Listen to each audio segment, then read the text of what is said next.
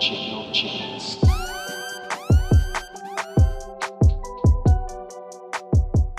What's up, everybody? Episode 18 of the No Chance podcast. As always, your host, Ryan. And Nate. This is the first time in a long time that we've been able to record video of us because we got evicted out of our studio. So our setting is going to be looking a little bit different every time. So yeah, hello everybody on YouTube. Finally, some content for you guys. I know we've been slacking, but first off, we want to say, as always, we always start off every episode just saying thank you. We're at about 2,000. Last time I checked, 2,100 listens on Soundcloud. So I'm gonna play like an applause sound for us. All right, Ryan, this is where you insert the applause. Insert applause. But yeah, definitely shout out to everybody that's ever listened to us, ever liked one of our tracks, reposted, told our friends, even said anything nice or bad. It doesn't matter. We just appreciate it in general. So we definitely appreciate that. That's super cool. I think our next goal, I'm aiming for 10,000. I think in order to have like more of an official SoundCloud, it's got to be double digits, like double thousands. Okay, do you think we can set that goal for like what time frame do you want to put on that? What is it? So it's about to be the new year, man. It's almost 2018. So happy holidays to everybody listening as well. We're gonna use the politically correct term now. Holiday. We don't know who celebrates what. You know what I mean? Or I could just say, happy Kwanzaa, happy Hanukkah, Merry Christmas, whatever. Maybe just happy December. Yeah, whatever. Yeah, happy December. It could be just a happy December. But I'd say our goal for 2018 is to have 10,000 listens within the next 2 months. 2 months? I was gonna say like June. No. I definitely got to have a higher expectation for us. We're putting out a lot of content. That's true. We're gonna have maybe within the next couple of weeks, we'll have 20-something episodes. So yeah, and it's stacking up. 2-3 weeks it's like from now. Steadily increasing every week, which is like a great thing to see. Like if you look at our stats on SoundCloud, obviously you guys can't, but we can. So when you look at it, it looks like a fucking like crazy bar graph, and like every time it's just like doubled and quadrupled. So it's only a matter of time before we hit 10,000, and once we do, shit, I don't know. We throwing a party. We going out. Like we got to do something to celebrate. Maybe Vegas. You got a boyfriend, Yvonne. But it's definitely gonna be. It's definitely gonna be really awesome if we get 10,000. So keep listening, keep subscribing. We appreciate it. So I put out on Instagram the other day, just kind of like a teaser. I didn't expect anybody to respond, to be honest. But yeah, me neither. When you put it out, usually it's just me talking out loud. That's what it is. But I asked people, what is it that we should talk about on the next episode? This episode, currently, what you're listening to. I know a lot of people are expecting this sort of like end of the year wrap up, but we'll do that for next week. I think next week is, what is that? What's today? The 22nd? Yeah. So it'll be a couple days 21st. A couple days after Christmas, a couple days before New Year's, and I think the whole like New Year roundup sort of thing will happen then. So definitely stay tuned for that one. But for the questions that I did get, let me see if I can read them. Let's see here. Also, for those of you wondering why I'm hunched over, it's because like my mic is in my lap. So if you're watching this on YouTube, that's why. Nate's mic is currently clipped to his belt loop, and it's a little weird because it looks like he's just talking to his crotch, but it's whatever, man. We're gonna keep it moving. We have a place to record, so that's the only thing that we're kind of happy about. All right, so first question, and probably one of the most active dudes on our Instagram and just hitting us up on a daily basis, Connor Nichols. Shout out to you, man. This question revolves around how much photography and Instagram plays a part in streetwear culture. How can you answer that one? I feel like I'm in a beauty pageant right now. What I'm going to do for America is to solve world peace. I mean, obviously, like photography and Instagram, just being a social media platform, has a huge impact on what streetwear is and what fashion in general is right now. Yeah. I mean, what do you think? Like, I feel like right now it's the most instantaneous way of getting anything revolving around streetwear out as fast as possible. Yeah. Okay. It doesn't even. The thing is that it doesn't even have to be streetwear. It could literally be anything Yeah. No. else. Anything. It Yeah. could be anything else, and like we talked about in our last episode, like social media, or just media in general, the internet in general. It's a huge like platform, that can impact pretty much everything. No, I that think we look so. at. Yeah. And in regards to like in the streetwear or just literally anything. Pictures of dogs, like you can take a picture of your dog on a daily basis and get it out there to this entire community that's into the same shit as you. So in regards to streetwear that Connor's sort of asking about, it plays a huge role because it not only and there's a bad part to it too, like we discussed last time. I'll get to that in a second, but the positive aspect is anybody can be a creative, anybody can show their personality, anybody can show their individualism essentially within photography and within Instagram. So I think that's the best part. Yeah, and I mean, like we said before, basically what you're saying is that the internet just makes things more democratic. So more people who maybe weren't living in like a huge urban center, like LA, New York, whatever. Now they can also become a part of the community. Yeah, exactly. You're part of the hashtag community. Yeah, somebody in like what's a really like rural state, like Oklahoma. Okay, that's a good one. Yeah, someone in Oklahoma can be part of a streetwear community now. You know what I'm saying? Yeah, definitely. Whereas maybe 5-10 years ago, like there was no streetwear community out there, or at least a very small one. If you know like you said, within the more metropolitan areas, more like highly dense populations. But also, on top of that, what the negative part of having Instagram and streetwear, or Instagram and photography within streetwear, is this idea of people take a lot of inspiration from it. And sometimes it's kind of negative because that's all you know, and you're not willing to venture outside of what you see on your feeds. Very true. So, for example, like if you were to type in hashtag streetwear, which we have been doing a lot on Instagram, you'll see a lot of the same people in the same outfits. And Easy 350s. Very rarely do you see someone, and we've been commenting and liking other people's pictures too, but very rarely. It takes a couple minutes of scrolling to find somebody that's just like, I like what they're doing, and it's not the same as everybody else. Yeah. So that's definitely one of the positives and one of the negatives. So shout out to you, Connor, for actually asking us a question. That's really cool. The second question is from, and I wish there was a last name here, but her name is Sarah. She is from Europe. I think it's Paris, to be honest. But her question was, how can a new streetwear brand catch your attention and make you deviate from your usual brand choices?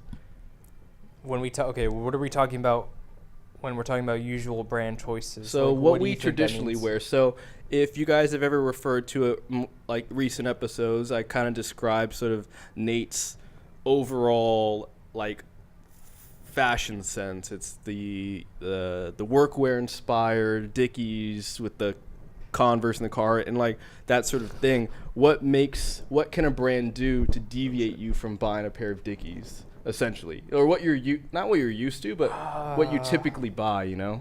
That's a good question. I think honestly it just goes back to being original and presenting something that maybe I haven't seen before, or at least I think for me, like, quality always stands out to me. So, of course, like quality of materials, just like attention to detail, things like that. I think it could be like the most boring piece. It could be literally like a pair of jeans or like a t-shirt, but if you're putting out a quality piece, that'll definitely catch my attention. You know I think so too. I think when it comes to quality is an important thing. I think if it's better than what I usually buy, but not for like a higher price margin, then I'll experiment with it. Yeah. Usually that's how I become brand loyal is usually if there's a brand that's sort of falling off from slightly becoming disinterested with it, then another brand that's sort of similar to it, but price is a little bit higher, but not too much, then I'll sort of stray away from it. So obviously when I was younger, when I would buy, for example, just like the basic stuff like Diamond Supply and Hundreds and stuff, the thing that made me want to deviate into another brand like Supreme or let's say, even more expensive clothing, maybe like at Acne Studios, whatever, was this idea of quality, but for the price wasn't too different. And I think that's one of the more important things, at least in my case. And then in regards to just like, and brand loyalty is a huge thing for me, at least. You have to like invest in, you know, who the people are that created it. You know, you're invested in what their message is and what their mission is, and just to sort of look. Lately, not too many brands have been able to like really persuade me in buying. So like, there's a lot. Yeah. We come across them on a day-to-day basis, and I'm always sending you shit. It's check out this brand, or check out, you know, what this brand put out, or this jacket or whatever. But half the time we're like, that's dope. Well, but I'm not gonna buy it. The thing for me is that I don't really like the way that I dress. I would say is that I wear just more kind of classic, timeless pieces. Yeah, like I'm not going out of my way to find something drastically different. So, I mean, this is like pretty much what I've been wearing for the past 5, like 6, the past 5, 6, 7 years, like in some way, shape, or form. Like it's still kind of the same. So yeah, I would say mine's a little bit different now. I think when you get a little bit more money, you know. You start to switch up what you buy. Yeah, that's why I paid for lunch earlier. But anyways. But it makes sense. Like, I get it. Like, I would totally deviate from my usual brands if I had a little bit more money, if I could afford a little bit more. So, shout out to Sarah for the awesome question. Go ahead. I don't know if this is like her question, but maybe she's asking like, what could a brand do, like a smaller brand, let's say, to like pique our interest as opposed to, like just going with our regular brands. Like all right, let's talk about that approach. Okay, let's say like let me put this in context. Let's say it's like a streetwear brand that's just starting out and they have like some stuff on Instagram, stuff like that. Like they're just in the very beginning stages of actually starting their brand, as opposed to like Stussy or Supreme or whatever. You know what I'm saying? Like what will draw you to them? Like we're on like a streetwear Shark Tank.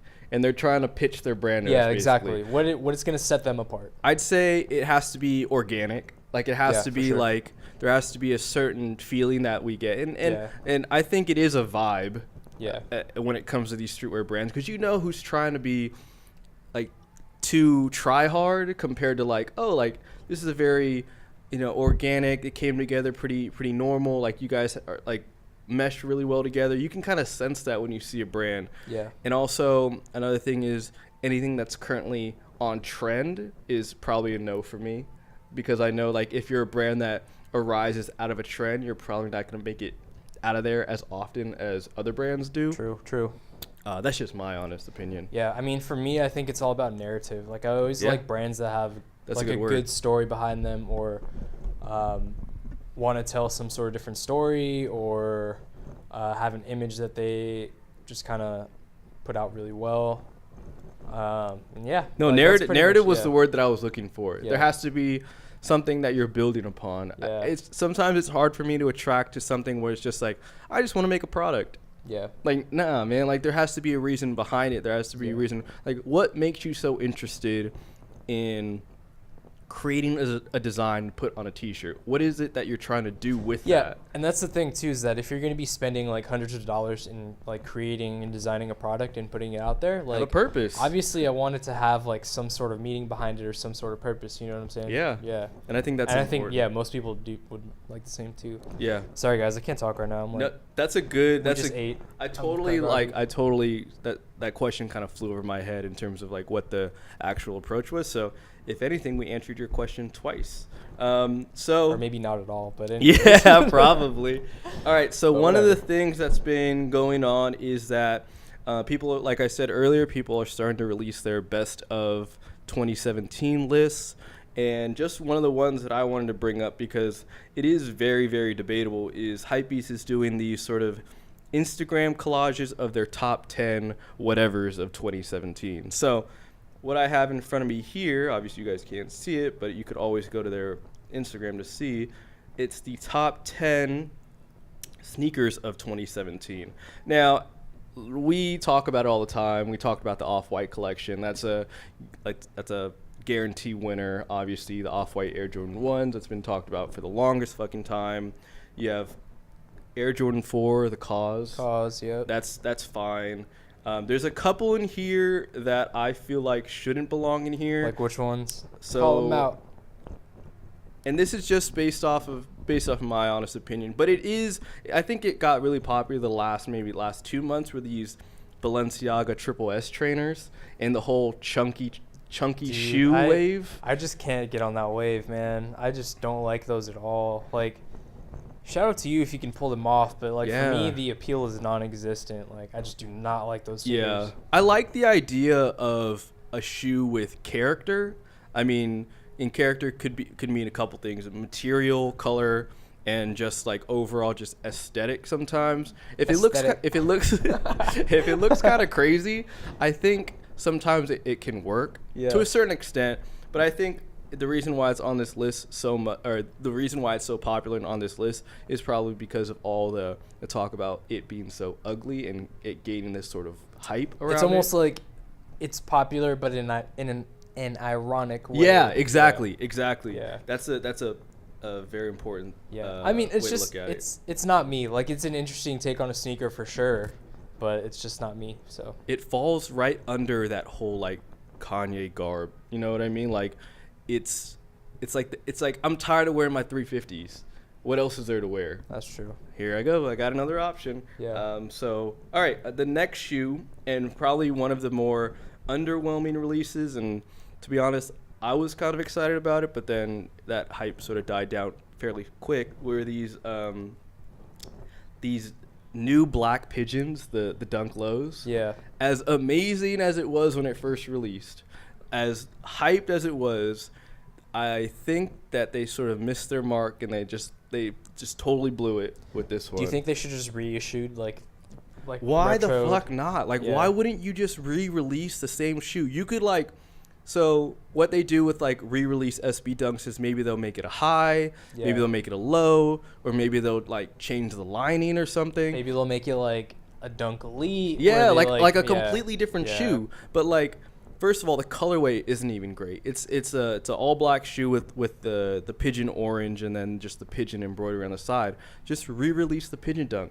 It's not that hard. Like, I was kind of a fan of it. you like them? Yeah, just because they're like a little bit more subtle. Like for me, like they're a little bit more wearable with like the type of stuff that I wear now. I think for me, I get what you're saying. I've always had a thing against like black midsoles. Like, I cannot do a black midsole shoe. Like, I tried wearing that like a couple times and I thought I could pull it off, but there's just something about it that like really trips me out. It's almost like as if my foot is like in the ground. Like, I can't even, I don't know where my foot ends and where the ground starts. It's a weird thing. And then the last one were these Golf Wing Converse, the Golf LaFleurs.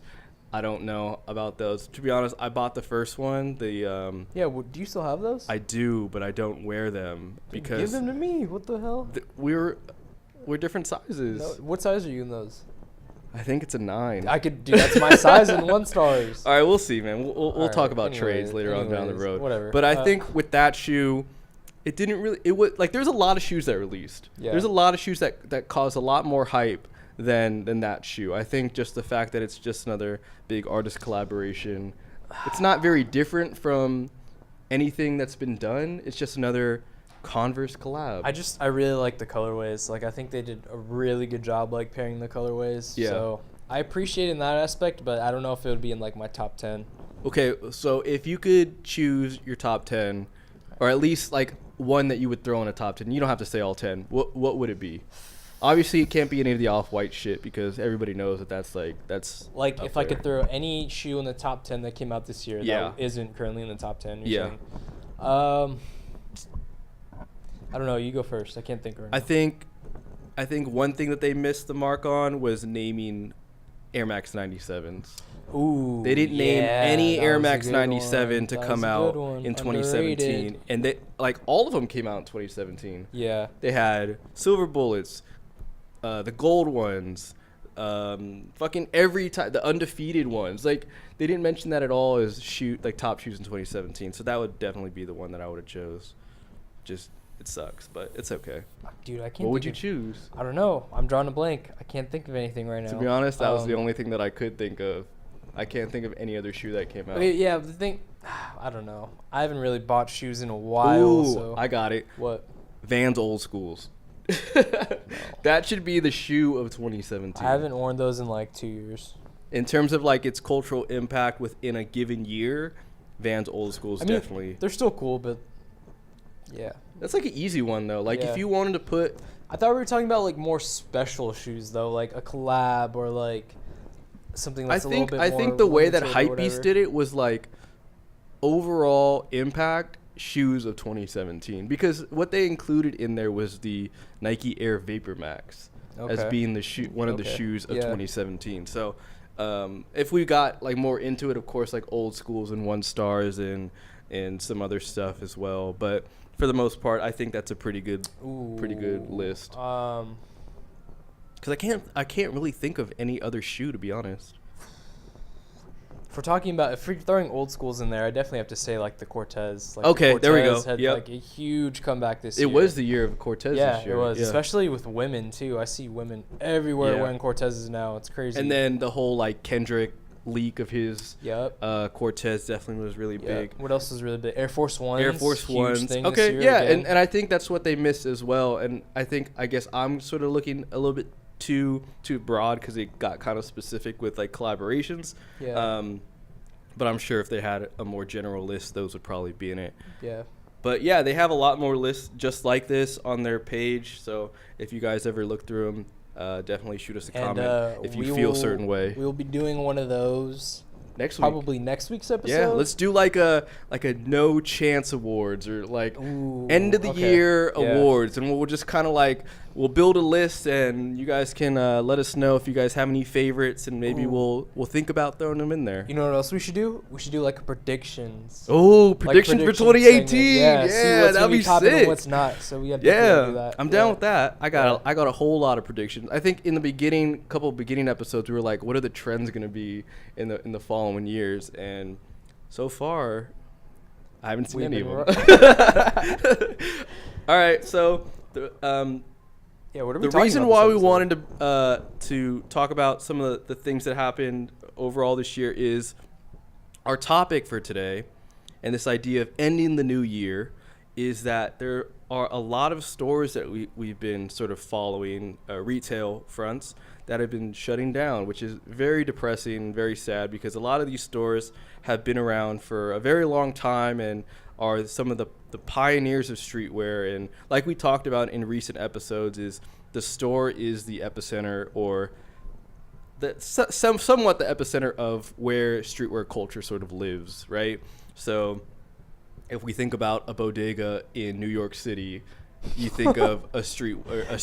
That's the epicenter of culture. I mean, like, it's where people meet. That's where people like congregate. That's where you get your daily insight, whatever. That's what these shops meant to a lot of people in their respective cities. So, one of the things that I want to talk to you about, and I specifically didn't talk to you about it for the sole purpose of talking about it on the podcast, was this whole idea of the Hundreds in San Francisco. And for those who didn't know, the Hundreds opened up a store in San Francisco, I think before 2010, probably a little bit earlier than that, maybe around like 2007.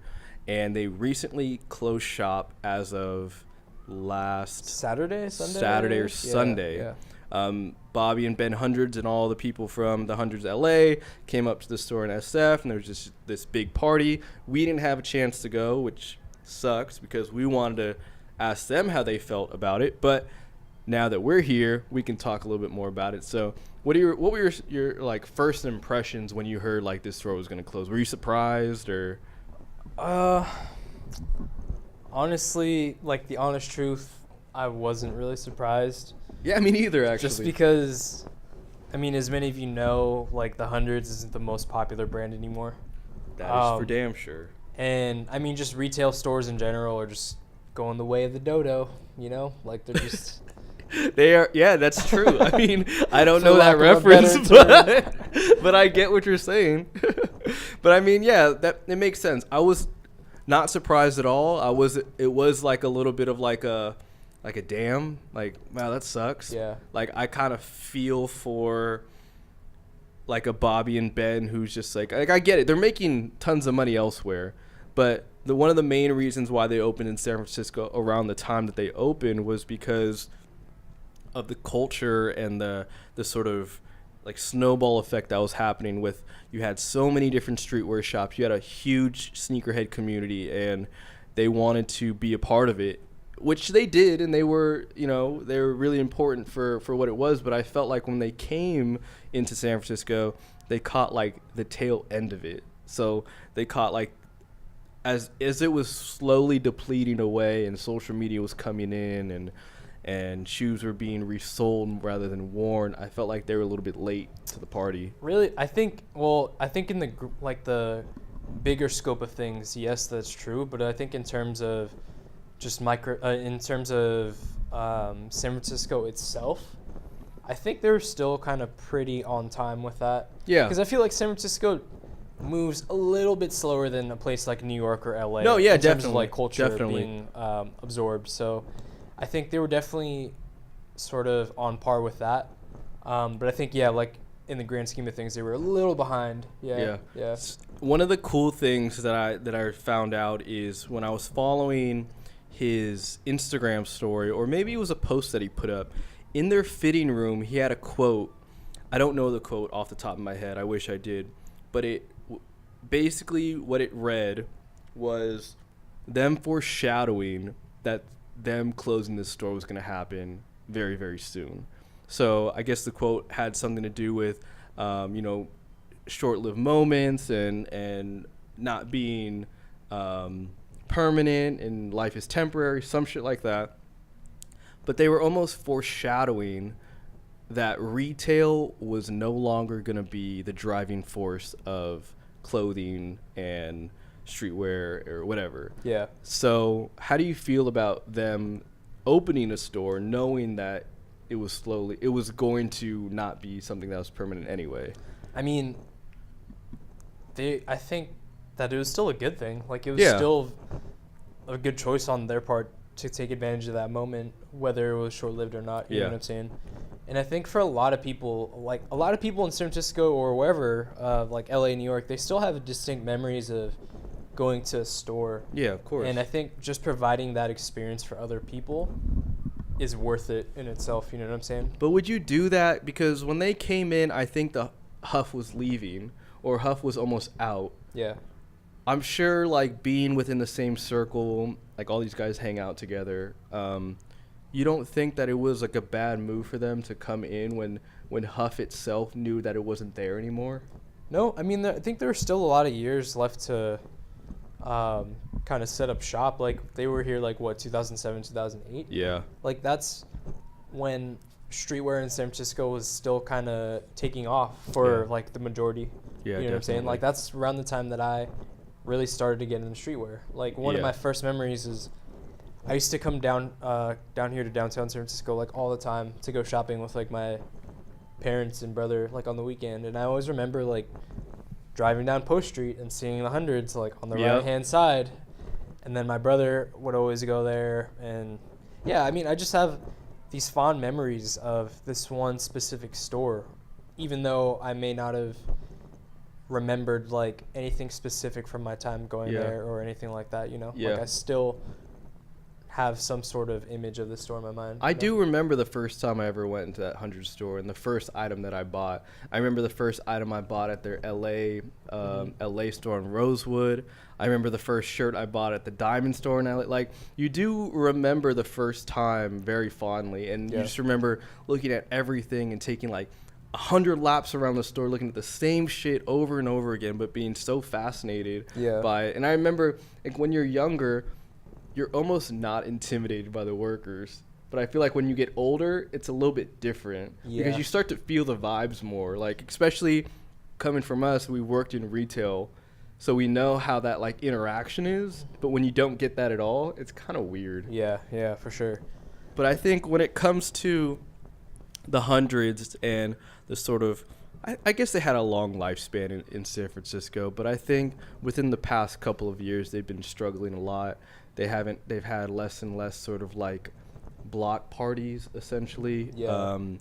not too many launch parties. I felt like it was almost being forgotten. I think they had opened up their Santa Monica store. Yeah. And then that started to be like their big flagship, and then San Francisco was just on the wayside, and I don't think they really came up here as often as they used to, just because they kind of saw it as being like this thing that just like, it's just whatever now, you know what I mean? It's hard to say that, but that's how San Francisco is, man. Yeah. We're just kind of the whatever city. Let's talk about some of the other stores, because that's Yeah. not the only store that meant a lot to us in terms of being a place. Like if we were to go on our weekend like shop sort of tour, Yeah. that was one of the shops we stopped at. Now there's a couple of other ones that we used to stop at as well, and one of the big ones now that we're like super into, I'm like super upset that's gone, but at the time I didn't really care too much about, was Stussy. Like Stussy used to be on Haight Street, and now when I think about it, that was a gem. Like, yeah, for that sure, would have been dude. so nice to have now, Yeah. because that's stuff that we like in terms of like the pieces they put out and everything. Like you can't get that shit at Zoomies, or you can't get it at like online as often. Usually it's kind of sold out or whatever, but that would have been a nice place to really have. I like that place a lot too. Yeah, I mean, yeah, for sure, Stussy. Like, that was when we went to New York. That was like one of the stores that I definitely wanted to Yeah. go to, because I was like searching for this one particular piece. But I think as far as like their mainline stuff, like more of like their unique pieces, like that would have been so sick to have out here. Yeah, you know? like especially like their collaborations and all that Yeah. stuff. That would have been really nice. And I think, Yeah. how do you feel about this? So when you go into certain streetwear stores, there's different types of people that work there. Mhm. Do you believe that? What do you mean? Like, do you think that the vibe at a Diamond Supply Co. or the vibe at a Pink Dolphin is different than the vibe at a Stussy? Yeah, for sure. And I think that even goes down to like the individuals who work at one store, you know what I'm saying? Yeah. Like you can get different people. Like a lot of the times when I go into a streetwear store or a skate shop or whatever, it's always like that one dude who skates, that Yeah. one guy who's like really into like indie music, or Yeah. that one guy that I don't know. So let's I don't know, talk does, like, about random shit. I let's don't talk know. about the sort of overarching topic of all this, and this sort of retail apocalypse of what's sort of going on, right? Yeah. Obviously, we talk about in every episode, because it is very relevant to all these topics, is this idea of, you know, e-commerce and online shopping and Instagram, even Instagram shopping and Yeah. shit like that, right? Where do we see this sort of trend in terms of, you know, like, and let me preface with this, because Bobby Hundreds put out this almost like streetwear State of the Union address on his blog, one of the like few blogs that are still going nowadays, that was started like in early 2000s.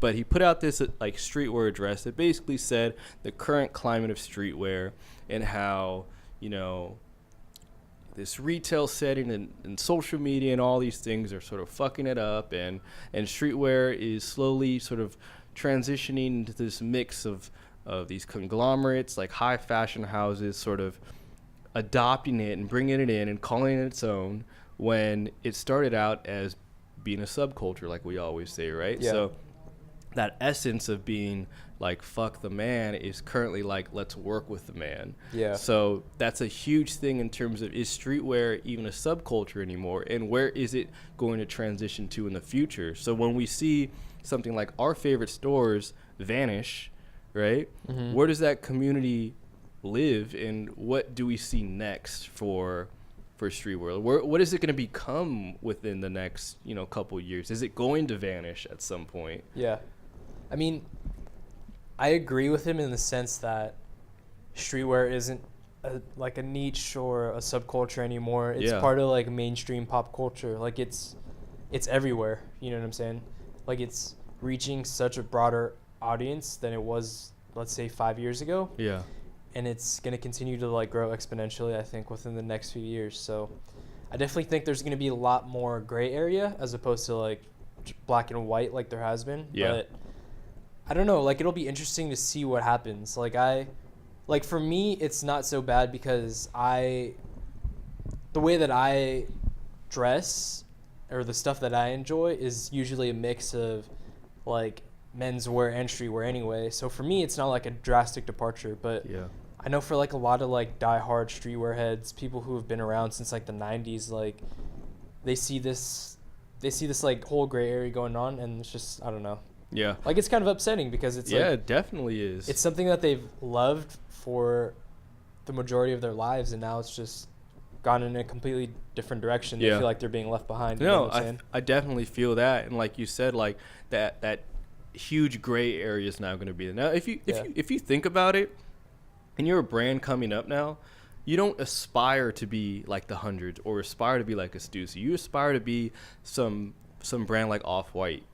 You want to sell your shit at high margins. You want to sell limited stuff. Yeah. You're not about like the culture that surrounds it. You just want to be in that circle. It's that streetwear gentrification. Exactly. Man. Like, right? Like, it's these like people that come in and just immediately want to be their own streetwear fashion house. And I think that's good and that's bad, but I think when it comes to being a subculture and being sort of ingrained in, streetwear as a subculture, when you try to aspire to be something that's already like this big ass thing, then it almost loses the essence. Yeah, and I mean, like, there are unique things that still do go on within the streetwear community, but I think they just leak into like the mainstream, like, exponentially quicker than they used to. You know what I'm saying? Yeah. Like, it could be one thing going on this day, and then the next day everybody else is doing it, or you see it like 10 other places. Yep. So that's the whole social media thing. And I think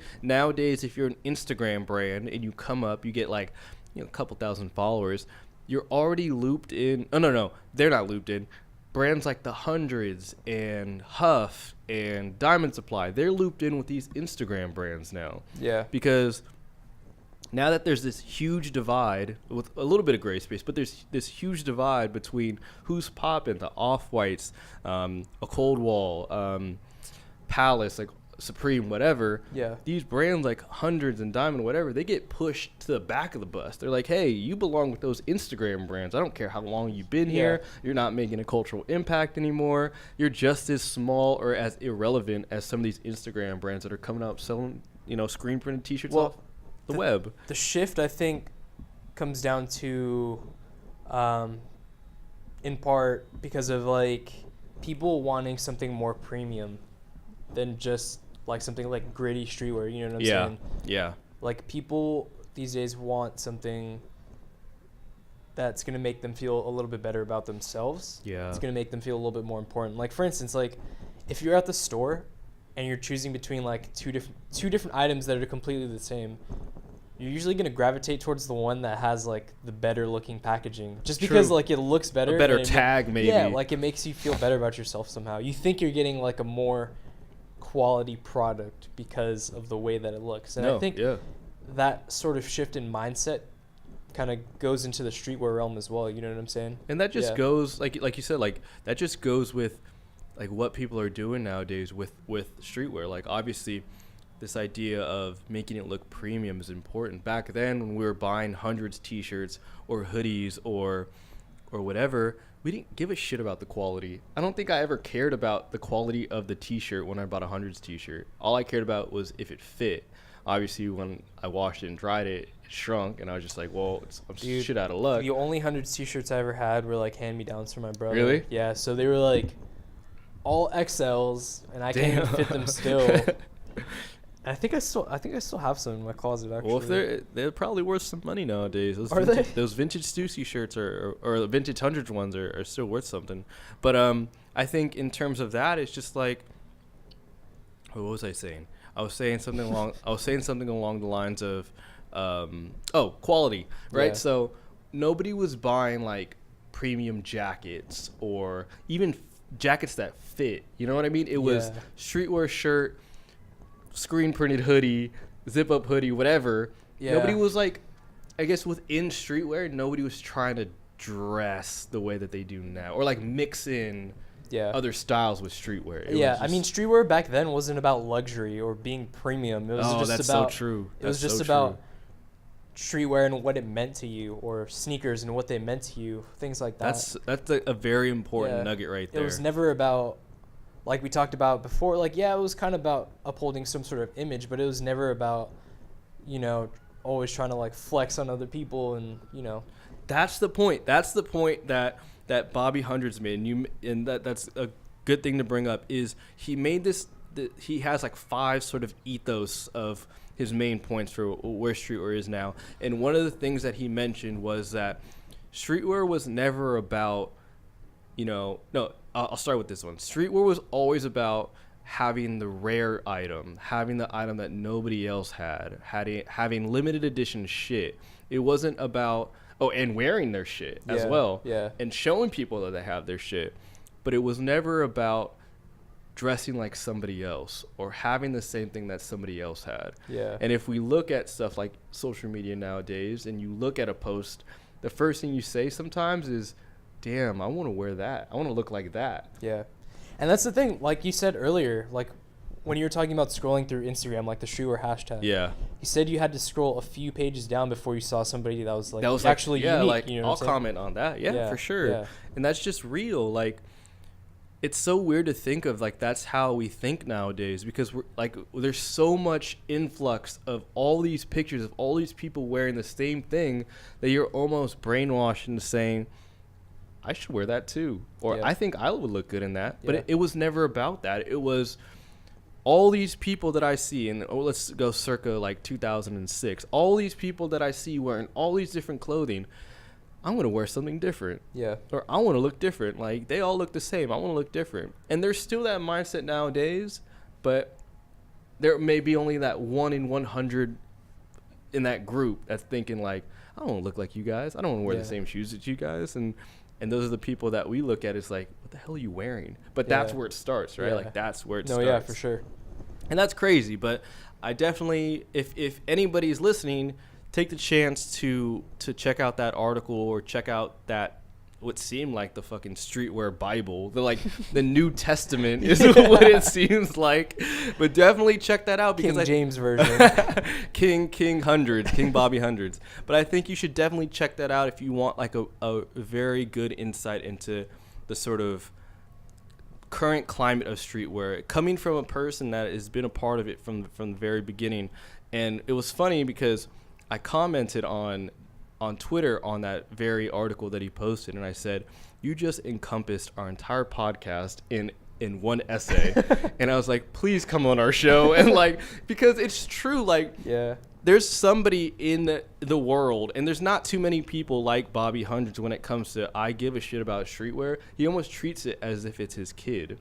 Like, he loves to see it grow up. And that's the thing that I admire about him, is that he's like super candid about his brand and how maybe it's not as successful as it was before. Yeah, that's real. That's real, and I can appreciate that. And he also, like, you could tell that he's very passionate about it, because like, he just, I don't know. Nobody's putting together op-ed articles on streetwear. Yeah. Like this whole thing that's only existed for about 25 years. Like, there's people that are still writing articles on quantum physics, and like they like dedicate their whole life to some shit. But to some guy who's dedicating his life and his livelihood to some T-shirts with prints on them, you gotta give him some sort of Nobel Peace Prize. You gotta give him something. You know what I mean? That's super important. But I think a way to end this episode is basically to say, like, to sort of keep that going and keep educating yourself and keep aspiring to be different and being an individual and looking towards other new brands that are coming up. Support your friends, support your family, whatever. If they have a clothing line, wear their stuff. Support us, man. Like, we are, I would say, the subconscious of Bobby Hundreds. What he thinks about from time to time, and he posts on his social media, whatever, I think we're thinking about it every day. So if you guys are listening to this, make sure to tag a dice emoji on an Instagram post or a tweet that he puts out. Do that for us so we can get that interview with him one day, because I feel like it'd be awesome. When all his stores close. No, man, I would never wish. No, man, keep them open. Keep them open. We got to keep these retail stores open. That we would have nothing else to do on the weekends if you really think about it. But I think that was a great episode. We aimed for 45 minutes, and it is currently 45 minutes, and it's ongoing, whatever. But in a couple seconds. So I think that's a goal that we just set for ourselves, and we accomplished. So episode 18. Oh, wait, actually, be sure to listen to all our older episodes. Make sure you guys like, subscribe. If you like watching our fucking like lookbook videos that we put up on Instagram. Ooh, yeah, definitely look at those. Like those ones. If you think Nate looks awkward in them, make sure you comment and tell him he does. I definitely do. We're going to be doing a lot more of those. We're going to be doing a lot more interviews and all that stuff. 2018's coming up. Next week's episode, we'll be talking about sort of roundup of 2017. We'll be doing the no chance awards. We'll probably come up with a better name than that, to be honest. But if anything, make sure you tune into every episode every Friday. It's usually posted at random times, but whatever. But if anything, make sure you listen to us next week and next week and next week and next week for the next couple years. Have a happy holidays. Happy holidays. Have a happy new year. Get us to 10,000 views. That's our New Year's resolution. So, as always, your host of the No Chance podcast. My name's Ryan. My name's Nate. And we are out. Peace.